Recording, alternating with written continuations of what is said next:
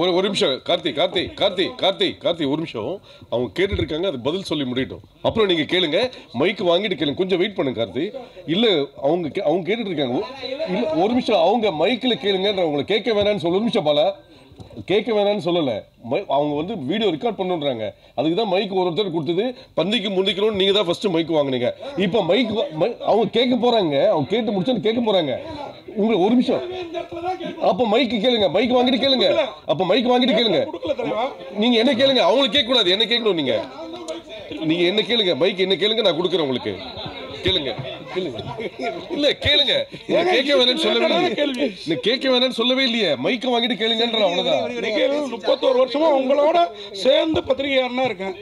கேள்வி கேட்க நீங்க கத்து தரீங்களா? நான் கத்து கொடுக்கலங்க. கேள்வி கேளுங்க, மைக்க வாங்கிட்டு கேளுங்கன்றோம். சார் கார்த்தி சார், நீங்க வாங்க கேளுங்க. இதுக்கு ரிலேட்டடா நம்மட்ட கேட்டா நான் தான் உங்களுக்கு அத கேளுங்க விடுங்க சொல்லுங்க. அந்த மிலிட்டரி வீரர்களுக்கு நன்றி தெரிவிக்கிற விதமா தான் ரெண்டு பேரும் மிலிட்டரி கெட்டப்ல வந்திருக்கீங்களா? அவர் எவ்வளவு காமெடியா ஜாலியா கேக்குறாரு. இல்ல ஆக்சுவலா வந்து அவர் அந்த படம் அந்த மாதிரி அது என்னன்னு தெரியல எனக்கு. அவர் வச்சிட்டு இருக்காரு. நான் இந்த படத்தோட கண்டினியூஷனுக்காக அந்த மாதிரி கட் பண்ணியிருக்கேன். ஒரு குரல் ஒன்று சொல்லணும் இந்த இடத்துக்கு. முகநக நட்பது நட்பல்ல, நெஞ்சத்து அகநக நட்பது நட்பு. அந்த குரலுக்கு பொருத்தமாக ஒரு 2 பேர் செலக்ட் பண்ணணும்னு சொன்னால் அது ஆர்யா சாரும் சந்தானம் சாரும் தான். ஏன்னா அவங்களோட பாண்டிங் வந்து அப்படி ஒரு பாண்டிங்கு. எனக்கு இவ்வளோ பெரிய ப்ராஜெக்ட் கிடைச்சதுக்கு காரணமே அவங்களோட அந்த நட்பு தான்.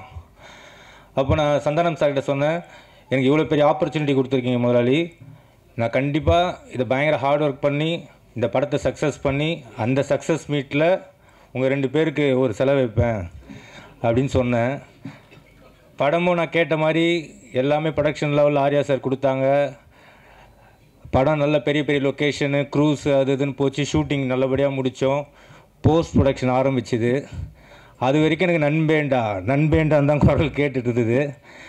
ரிலீஸ் டேட் ஃபிக்ஸ் ஆகி அந்த டெட்லைன் கிராஸ் பண்ணும்போது ஆர்யா சாருக்கும் சந்தானம் சாருக்கும் daily phone conversation, heat argument. அப்போ தான் சந்தானம் சார் எனக்கு ஃபோன் பண்ணி சொன்னார், நீ செலவு வைக்கலனா கூட பரவாயில்ல, எங்கள் ஃப்ரெண்ட்ஷிப்புக்கு உழ வச்சிடாத, ஆர்யா கேட்குற டைமில் அந்த அவுட்டை கொடுத்து தொலைடா அப்படின்னாரு. எப்படியோ கஷ்டப்பட்டு ஃபைனல் அவுட்டு சூப்பராக எடுத்து ஆர்யா சைடை கொடுத்தாச்சு. சார் கியூபுக்கு போயிடுச்சு சார். ஏன்னா இந்த படம் வந்து ஒரு யூஸ்வலான ஹாரர் மூவி கிடையாது.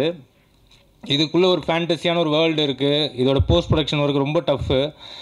ஆக்சுவலாக இதுக்கு பெரிய சப்போர்ட் பண்ணது விஎஃப்எக்ஸ் டீம், லார்வன் சரிகர சுதன் சாருக்கு இந்த இடத்துல தேங்க்ஸ் சொல்லிக்கிறேன். அப்புறம் அவங்க டீம் செல்வா, செந்தில், மகேந்தர், நிறைய பேர் இருக்காங்க. அதில் சுந்தர், அதுக்கப்புறம் ரஞ்சித், இந்த மாதிரி நிறைய பேர் டே அண்ட் நைட் இந்த படத்துக்காக ஒர்க் பண்ணாங்க. மெயினாக என்னோடய அசோசியேட் தனேஷ்க்கு இந்த இடத்துல மெயினாக தேங்க்ஸ் பண்ணிக்கிறேன். ஏன்னா அவன் சிங்கிள் ஆளாக இந்த படத்தோட போஸ்ட் ப்ரொடக்ஷன் ஒர்க் என் கூட இருந்து பயங்கர ஹார்ட் ஒர்க் பண்ணான். அப்புறம் எடிட்டர் சைடில் விக்கி. ஸோ இந்த மாதிரி நிறைய பேர் இந்த படத்துக்கு பயங்கர சப்போர்ட் பண்ணி பயங்கரமாக இந்த போஸ்ட் ப்ரொடக்ஷன் ஒர்க்கும் முடித்து இப்போ அவுட் கொடுத்துருக்கோம். படம் ரொம்ப சூப்பராக வந்திருக்கு. May 16th எல்லோரும் ஃபேமிலியோடு போய் பார்த்து இந்த படத்தை என்ஜாய் பண்ணணும். நான் மெயினாக இப்போது ஆர்யா சார்கிட்ட சொல்லுவேன், சார் நீங்கள் பெரிய டென்ஷன் எதுவும் எடுத்துக்காதீங்க. ஏன்னா இந்த படத்தை ப்ரெஸ் அண்டு மீடியா பீப்புள் கண்டிப்பாக நல்லபடியாக போய் மக்கள்கிட்ட சேர்த்துருவாங்கன்னு நான் நம்புகிறேன். ஏன்னா என்னோடய போன படம் டிடி ரிட்டர்ன்ஸ் பிளாக் பஸ்டர் ஆகிறதுக்கு காரணமே ப்ரெஸ்ஸும் அந்த மீடியா பீப்புளும் தான். ஸோ பெரிய சப்போர்ட் பண்ணிங்க. அதே சப்போர்ட் இந்த படத்துக்கும் கிடைக்குன்றது நம்புகிறேன். Thank you so much. மெயின் இந்த படத்தில் நடித்த ஆர்டிஸ்ட்டை பற்றி ஒரு வார்த்தை சொல்லிடுறேன். 2 பெரிய லிஜெண்ட் டேரக்டர்ஸ் பண்ணியிருக்காங்க, Selvaraghavan sir and Gautham Menon sir. ரொம்ப சப்போர்ட்டிவாக எங்கள் ஸ்கிரிப்டுக்கு நாங்கள் என்ன சொல்கிறோமோ அதை பக்காவாக பண்ணி கொடுத்தாங்க. அதுக்கப்புறம் கஸ்தூரி மேடம், நெடுங்குருவை சார், அப்புறம் எங்களோட ஹீரோயின் கீதிகா, யாஷிகா ஆனந்த், இவங்க எல்லாருக்கும் நான் ரொம்ப தேங்க் பண்ணுறேன். அப்புறம் எங்களோட காமெடியன்ஸ் மாரண்ணன், கிங்ஸ்லி, இன்னும் நிறைய பேர் இந்த படத்துக்காக ரொம்ப பெரிய லெவலில் ஒர்க் பண்ணியிருக்காங்க. அது இல்லாமல் டெக்னீஷியன்ஸ் தீபக் குமார், எங்களோட ரெகுலராக எங்களோட மூவிஸில் அவர் தான் கேமராமேனாக இருப்பார். இந்த படத்துக்கு அவரும் மிகப்பெரிய சப்போர்ட் பண்ணியிருக்காரு. ஆர்ட் டைரக்டர் மோகன், அப்புறம் editor Bharat, stunt master Silva, Hari Dinesh, இது மாதிரி எனக்கு நிறைய பெரிய பெரிய டெக்னீஷியன்ஸ் இந்த படத்துக்குள்ளே ஒர்க் பண்ணி இந்த படத்தை இன்னும் பெரிய லெவலில் கொண்டு வந்திருக்காங்க. May 16th கண்டிப்பாக குடும்பத்தோடையும் குழந்தைங்களோடையும் வந்து பார்த்து இந்த படத்தை என்ஜாய் பண்ணுங்கள். இது ஒரு சம்மர் ட்ரீட்டாக இருக்கும். இது டேர் டெவில் நெக்ஸ்ட் லெவல் சொல்கிறது, டெவில்ஸ் டபுள் நெக்ஸ்ட் லெவல் சொல்கிறத விட Santhanam sir next level, Santa's next level. கண்டிப்பாக பார்த்து என்ஜாய் பண்ணுங்கள். Thank you so much. அடுத்ததாக நடிகர் தயாரிப்பாளர் ஆர்யா. அதுக்கு முன் இந்த படத்தோட ப்ரெஸ் ஷோ வந்து டிடி நெக்ஸ்ட் லெவல் பண்ண மாதிரி ரிலீஸ்க்கு முதல் நாள் ஈவினிங் 15th ஈவினிங் இதே இடத்துல நடக்குது. முறைப்படி 20 நாளுக்கு முன்னாடி அனுமதி வாங்கி எல்லாமே ரெடி பண்ணியிருக்கோம். அனைவரும் கலந்திருந்து இந்த படத்துக்கு ஆதரவு கொடுக்கும்படி கேட்டுக்கொள்கிறோம். எல்லாருக்கும் வணக்கம். ரொம்ப சந்தோஷமாக இருக்கும் உங்களெல்லாம் இன்றைக்கி மீட் பண்ணுறது திரும்ப இன்னும் 1 வீக்குள்ளேயே. இந்த படம் வந்து ஆக்சுவலாக இந்த பிரேம் கதை சொன்னோன்னே எனக்கு லாஸ்ட் அவரோட டிடி ரிட்டர்ன்ஸ் வந்து ரொம்ப பிடிக்கும். ஏன்னா இட்ஸ் ஜஸ்ட் நாட் ஒரு மைண்ட்லெஸ் காமெடின்னு இருக்காது அந்த படம். ஆக்சுவலாக பார்த்தீங்கன்னா அதில் ஒரு நல்ல ஒரு ஸ்டோரி இருக்கும், அதுக்கான ரீசனிங் இருக்கும், அதுக்கான ஒரு ப்ளே இருக்கும், அதுக்கான ஒரு கேம் இருக்கும். ஸோ அது வந்து ரொம்ப இன்ட்ரெஸ்டிங்காக இருந்தது. அது அந்த ஸ்பேஸில் வந்து அந்த காமெடி வந்து ரொம்ப பியூட்டிஃபுல்லாக எக்ஸிக்யூட் பண்ணியிருப்பார். ஸோ அதே மாதிரி பிரேம் வந்து இந்த கான்செப்ட் சொன்னோடனே ரொம்ப இன்ட்ரெஸ்டிங்காக இருந்தது. ஒரு படத்துக்குள்ளேயே தியேட்டரில் உள்ளே போய் அந்த படத்துக்குள்ளே அந்த கேரக்டர்ஸ் வந்து அந்த படத்துக்குள்ளே டிரான்ஸ்போர்ட் ஆகிடுறானுங்க. ஸோ அது வந்து ரொம்ப ஒரு நாவல் ஐடியா, ஒரு இன்ட்ரெஸ்டிங்கான ஐடியா. இதில் எப்படி ஒரு காமெடியும் சரி, அதில் ஹாரர் எலிமெண்ட் எப்படி கொண்டு வர போகிறாருன்னு ரொம்ப ஆர்வமாக இருந்தேன். பட் அந்த லைன் ஐடியா சொன்னதுக்கப்புறம் நான் அவர்கிட்ட சொன்னது தான், நீங்கள் கரெக்டாக பண்ணிட்டேன்னா இது சூப்பராக இருக்கும் ஆஸ் எ ஃபில்ம் அப்படின்னு. ஸோ கம்ப்ளீட்டாக பண்ணி முடித்த உடனே ரியலி லைக் இட். சந்தானம் சாரும் கேட்ட உடனே அவருக்கும் ரொம்ப பிடிச்சிருந்தது.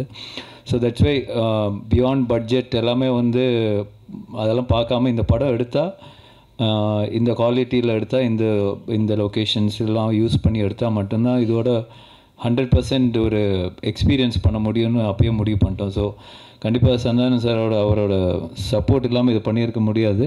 So I think full and full Santhanam வந்து இதில் வந்து உழைச்சி அவங்க பிரேம் கூட சேர்ந்து என்னெல்லாம் பெஸ்ட்டாக இதில் பண்ண முடியுமோ அவங்க 2 பேரும் சேர்ந்து பண்ணியிருக்காங்க. தட்ஸ் என்னோட இன்புட்லாம் ரொம்ப கம்மி தான். பட் தேர் எஃபர்ட் ஒரு லாஸ்ட் ஆல்மோஸ்ட் a year இந்த ப்ராஜெக்டில் தான் அவங்க 2 பேரும் ட்ராவல் ஆகிட்டுருக்காங்க. ஸோ கண்டிப்பாக இந்த படம் நல்லா வந்து இருக்குன்னு எல்லோரும் நம்புகிறோம். ஸோ இந்த 16th ரிலீஸ் ஆகும்போது நீங்களும் பார்ப்பீங்க. So definitely very happy as a ப்ரொடியூசராக இந்த படம் ப்ரொடியூஸ் பண்ணியிருக்கேன்னு ரொம்ப ஹாப்பியாக இருக்கேன். அண்ட் கண்டிப்பாக அந்த ஹாப்பினஸ் வந்து இன்னும் அடுத்த லெவல் போகணும்னு நினைக்கிறேன். டெஃபினெட்லி இது மிகப்பெரிய சக்ஸஸ் ஆனால் இதோட நெக்ஸ்ட் லெவல் 2 கண்டிப்பாக சேர்ந்து பண்ணுவோம். So definitely so looking forward to it. Very positive about this project அதுதான் சொல்லுவேன். So thank you so much. நாங்கள் எங்கள் படத்தோடைய பிரச்சனையை பற்றி பேசலாம் அப்படின்னு வந்தோம். அதுக்கு முன்னாடி நிக்கில் சார் அவருடைய பிரச்சனையை சொல்லிட்டாரு. 20 நாளுக்கு முன்னாடியே நான் புக் பண்ணிட்டேன். நடுவில் 2-3 பேர் பூந்து குழப்புறானுங்க, நீங்கள்லாம் கண்டிப்பாக வந்துடணும். அதை எங்கள் முன்னாடி கன்ஃபார்ம் பண்ணுறாரு. 20 நாள் முன்னாடி நான் புக் பண்ணிட்டேன் தெரியுங்களா? அந்த 2 பேர் யாருன்னு உங்களுக்கும் தெரியும். ஸோ எங்கள் பிரச்சனையை விட அவர் பிரச்சனை தான் பெருசாக இருக்குது. ஸோ கண்டிப்பாக வாங்க. நீங்கள் 2 நாள் கழித்து அந்த 15th ஈவினிங் நான் டெஃபினட்டாக என்ஜாய் பண்ணுவீங்க. ஒரு 2 மணி நேரம். இந்த படம் வந்து ரொம்ப ஸ்பெஷலாக இருக்கும். என்னென்னா என்னுடைய படங்கள் நான் வந்து காமெடினா பண்ணும்பொழுது ஆர்யா எனக்கு ஃபோன் பண்ணி, எப்போயுமே நாங்கள் ரெகுலராக பேசிக்கிட்டே இருப்போம். ஆர்யா வந்துட்டு, ஏன் மச்சான் நீ காமெடி பண்ணும்பொழுது ஒரு ஜாலியாக இருப்ப, பயங்கரமாக நல்லா பண்ணுவே, ஏன் இப்போ ஹீரோவானதுக்கப்புறம் பயங்கர அந்த ஃப்ளோ இல்லையே அப்படின்னு கேட்டால், இல்லை மச்சான் நிறைய கமிட்மெண்ட்டு, நிறைய விஷயங்கள், இந்த படம் பண்ணுறது, அடுத்த படத்துக்கு ஒன்று இது பண்ணுறது, இதுக்கு நடுவில் யாராவது ஒருத்தர் அட்வான்ஸ் எடுத்துகிட்டு வந்துடுறாங்க, அது கதை கூட சரியாக கேட்க முடியாமல் டக்குன்னு ஏதோ ஒரு கமிட்மெண்ட் ஆயிரும் அப்படின்னு. அப்போ ஆர்யா சொன்னது, இந்த படத்தில் நீ ஃபுல்லாக க்ரியேட்டிவிட்டியில் இறங்கி வேலை செய், உன்னோடைய பிரச்சனை எல்லாத்தையும் நான் பார்த்துக்கிறேன், உன்னோடைய ப்ராப்ளம் எல்லாத்தையும் நான் சால்வ் பண்ணுறேன், நீ ஒன்லி வேலை செய்ய வேண்டியது இந்த 1 year இந்த படம் மட்டும்தான் அப்படின்னா, அது எனக்கு ஒரு மிகப்பெரிய ஒரு பலமாக இருந்தது. ஸோ நீங்கள் இந்த படத்தில் மறுபடியும் என்ன ஒரு நல்ல ஒரு கதை, திரைக்கதை, காமெடி, என்னுடைய ஆக்டிங், இது எல்லாமே வந்துட்டு நிச்சயமாக உங்களை வந்துட்டு திருப்திப்படுத்தும் நான் நம்புகிறேன். May 16 தியேட்டரில் போய் பாருங்கள். அதே மாதிரி ஆனந்தை நான் சொல்லுவேன், தமிழ் உலகின் கிறிஸ்டோஃபர் நோலன் அப்படின்னு சொல்லுவேன். ஏன்னா ஆனந்த் பண்ணுற கதை வந்துட்டு ஒரு லைனில் இருக்கவே இருக்காது. ஹாரர் ஜானர்னால் ஹாரருக்குள்ளவே இருக்காது. டிடி ரிட்டர்ன்ஸ் நீங்கள் பார்த்தீங்கன்னா ஏற்கனவே நான் சொன்னேன், அது மாதிரி அதில் வந்து கேம் இருக்கும், அதில் ஒரு காசு காணாமல் போயிடும், அதில் ஒரு த்ரில்லர் இருக்கும், அதுக்கப்புறம் பார்த்தீங்கன்னா ஹாரருக்குள்ளே ஒரு அட்வென்ச்சர் இருக்கும். ஸோ இப்படி எல்லா லேயரையுமே வச்சு ஆனால் ரொம்ப அழகாக ரொம்ப ஈஸியாக பண்ணுவான். அந்த அளவுக்கு கொஞ்சம் நல்ல நாலேஜ் உள்ள ஒரு ஆள் ஆனந்த். ஸோ அது இந்த படமும் அது மாதிரி தான். இந்த கதையாக சொன்னால் யாருக்குமே புரியாது, என்னாலே புரிஞ்சிக்கவே முடியல. ஆனால் அதை ஒரு ஃப்ளோ பண்ணி ஒரு ஸ்க்ரீன் ப்ளேவாக பண்ணி ஒரு படம் அவுட்புட் காட்டும் போது தான் ரொம்ப நல்லா இருந்துச்சு. நல்ல காமெடியாக இருக்குது. டெஃபினட்டாக நீங்கள் எல்லோரும் சிரித்து பயங்கரமாக என்ஜாய் பண்ணுவீங்க. பட் நான் இங்கே என்ன தான் நாங்கள் கூவி படத்தை விற்றாலும் நீங்கள் பார்த்துட்டு சொல்கிறதா ரிசல்ட்டு. நீங்கள் தேட்டரில் பாருங்கள், ஃபேமிலியோடு பாருங்கள், குழந்தைங்க எல்லோரையும் கூப்பிட்டு போய் பாருங்கள், டெஃபினட்டாக என்ஜாய் பண்ணுவீங்க. கண்டிப்பாக நம்ம May 15th ஈவினிங் இங்கே ப்ரிவியூவில் மீட் பண்ணுவோம். தேங்க்யூ. நன்றி. தேங்க்யூ.